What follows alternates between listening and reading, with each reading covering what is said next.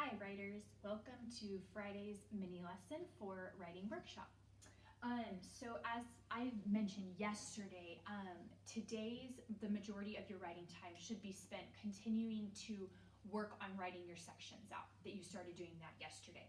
And then I said that today I would just share a short video with some tips, and then we're actually all the teachers will be pushing out like a Google Doc or something that kind of has this all written down so that you can look at it there.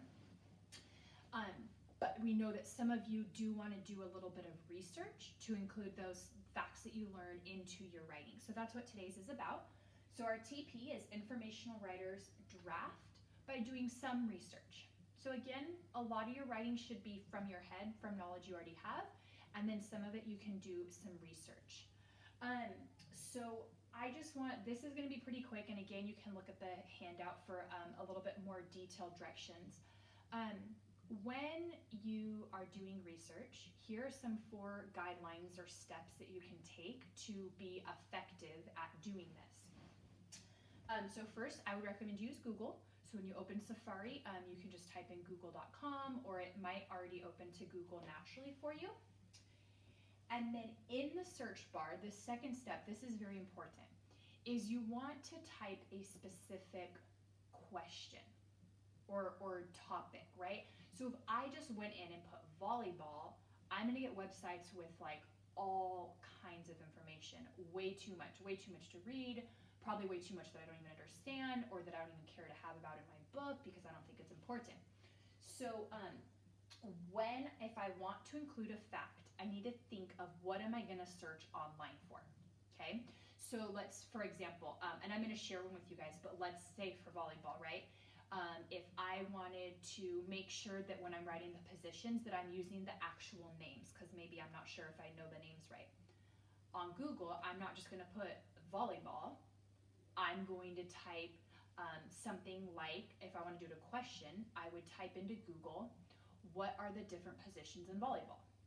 If I wanna do it as a statement, I would just type in different positions in volleyball.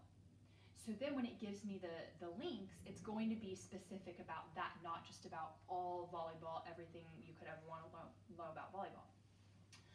So another example would be if I wanted my section on famous players, right? That's definitely something I'm going to need to research because I don't know a lot about it. Maybe I want to do 1 female and 1 male. So maybe I go on Google and I type specifically, who is the most famous female volleyball player? And then I find a website with good information. Or I put who is the best male volleyball player in the world. Okay, so you can see how it's very specific so that when I get these links, I'm not going to get way too much information. And then, so third, once you type in that specific question or statement and you pressed search, you have to open the link. I know a lot of us like to, for some reason, when Google pops up, it gives you like that little blurb up there. That's not everything. You need to actually click on the link and open the website and read there where it has more information about what you search for. And if you open the first link and you don't find the answer to what you wanted, then you just click back and you open the next link. Okay, you have to be patient and try more than one website. And then lastly, and again, you'll get more information about this on the handout, is you have to give credit to the website, right? So if it didn't come from my own brain and I read it from the internet, when I include it in my paper, I need to say, according to blah, blah, blah.com, and then the fact, okay? Or you could say it other ways, like on the website, blah, blah, blah.com, I learned that, and then your fact. So I'm going to read you an example that I have in my writing, and this is not the whole section, this is just a little blurb from it. In my section where I am comparing beach volleyball to indoor volleyball, I knew that one of the differences is the size of the court, but I wasn't sure what the sizes were, so I actually went online to research that. So in my paragraph, this is how I wrote it. According to sportsimports.com, the dimensions of an indoor volleyball court are 18 meters by 9 meters, whereas the dimensions of a beach volleyball court are 16 meters by 18 meters.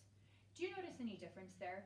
If you said that the beach volleyball court is a little bit smaller, you are right. The court is a bit smaller because there are only 2 players on the sand court instead of 6. Okay, so there's my fact that I had to get some research for because I didn't know was the size, the length, and the width of the court. And then I started it off by putting that according to Sports Imports because that's the website that I found this information from. Okay, so again, you're going to get a handout that has all of this information kind of written down for you so you can look back at it. This is just an overview.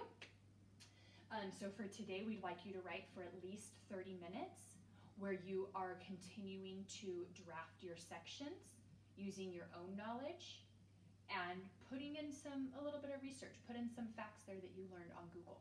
Okay. We look forward to seeing your pieces.